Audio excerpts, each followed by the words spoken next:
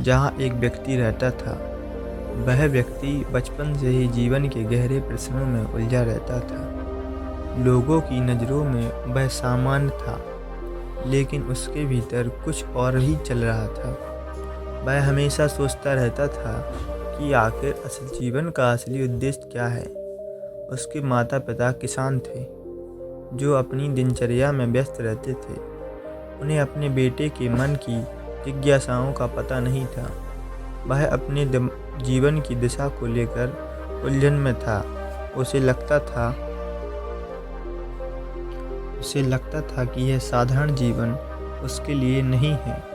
कुछ बड़ा करने का सपना उसके मन में था, लेकिन यह बड़ा क्या था, वह समझ नहीं पा रहा था। समय बीतता गया और व्यक्ति ने समाज के कहे अनुसार पढ़ाई पूरी की और शहर जाकर नौकरी करने का निर्णय लिया।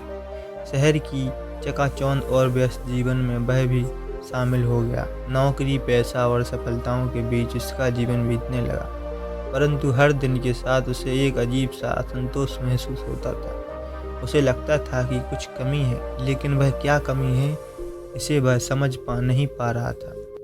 उसके पास धन था, भौतिक सुख सुविधाएं थी, लेकिन मन में एक शून्यता थी। वह सोचता था, क्या जीवन का यही उद्देश्य है? क्या पैसा और शोहरत ही सब कुछ है? एक दिन वह व्यक्ति शहर के शोरगुल से तंग आकर पहाड़ों की ओर निकल पड़ा।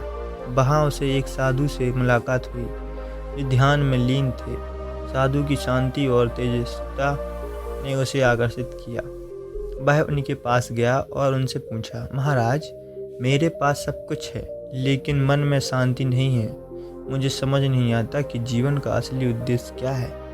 कृपया मुझे मार्ग दिखाएं। साधु ने अपनी आंखें खोली और कहा, शांति बाहरी दुनिया की चीज़ों में नहीं, बल्कि तुम्हारे भीतर है। जब तक तुम अपने भीतर के सत्य को नहीं जानोगे, तब तक तुम असंतोष बने रहोगे। व्यक्ति ने साधु की बातें सुनी, लेकिन उसे पूरी तरह समझ नहीं आया। उसने साधु से आग्रह किया, कृपया मुझे सिखाइए कि मैं इस शांति को कैसे पा सकता हूँ। साधु ने उसे अपने साथ रहने का निमंत्रण दिया। धीरे धीरे साधु ने उसे ध्यान, योग और आत्मखोज की विधियाँ सिखाईं। व्यक्ति ने अपना सारा समय साधु के साथ बिताना शुरू किया। वह ध्यान करने लगा, योग करने लगा और धीरे धीरे उसे अपने भीतर की शांति का अनुभव होने लगा। साधु ने उसे सिखाया, संसार की भौतिक वस्तुएं अस्थायी हैं, असली शांति तुम्हारे भीतर छुपी हुई है। जब तुम अपने मन को नियंत्रित करोगे, तभी सच्चे सुख को प्राप्ति होगी। व्यक्ति ने इन शिक्षाओं को अपने जीवन में अपनाया और ध्यान में और गहराई से जाने लगा। हालांकि यह यात्रा आसान नहीं थी। ध्यान और साधना के दौरान उसका मन भटकने लगता था। उसे अपने पुराने जीवन की यादें सताने लगीं। कभी कभी उसे लगता था कि वह गलत दिशा में जा रहा है, लेकिन हर बार साधु उसे धैर्य रखने की सलाह देते और कहते, सच्चा मार्ग कठिन होता है, लेकिन जो इस पर डटे रहते हैं वे अंत में सफलता प्राप्त करते हैं। व्यक्ति ने साधु की बातों पर विश्वास किया और अपनी साधना को और गहरा किया। दिन रात वह ध्यान में लीन होता, अपने भीतर की शांति को खोजने की कोशिश करता। धीरे धीरे उसे समझ में आने लगा कि सच्ची शांति भौतिक सुख सुविधाओं से नहीं, बल्कि आत्मा की खोज से मिलती है। कुछ वर्षों के बाद व्यक्ति ने अपना पुराना जीवन पूरी तरह त्याग दिया और साधु बनने का निर्णय लिया। उसने आत्मज्ञान को अपना जीवन बना लिया। अब वह न केवल अपने लिए बल्कि समाज के लिए जीने लगा। वह गांव-गांव जाकर लोगों को ध्यान, योग और आत्मज्ञान का महत्व बताने लगा। साधु ने लोगों को सिखाया कि जीवन का असली उद्देश्य केवल भौतिक चीज़ों में नहीं। उन्होंने कहा, जब तक तुम अपने भीतर के सत्य को नहीं पहचानोगे, तब तक बाहरी सुख तुम्हें संतोष नहीं दे सकेगा। आत्मा की शांति ही जीवन का सच्चा आनंद है। साधु की शिक्षाओं का समाज पर गहरा प्रभाव पड़ा। उनके अनुयायियों की संख्या प्रतिदिन बढ़ती गई। साधु ने लोगों को सिखाया कि आत्मज्ञान के साथ साथ समाज की सेवा करना ही आवश्यक है। उन्होंने लोगों को शिक्षा, स्वास्थ्य और स्वच्छता का महत्व समझाया और समाज के प्रति जिम्मेदारी निभाने की प्रेरणा दी। साधु के अनुयायियों ने गाँवों में सुधार के कई कार्य किए।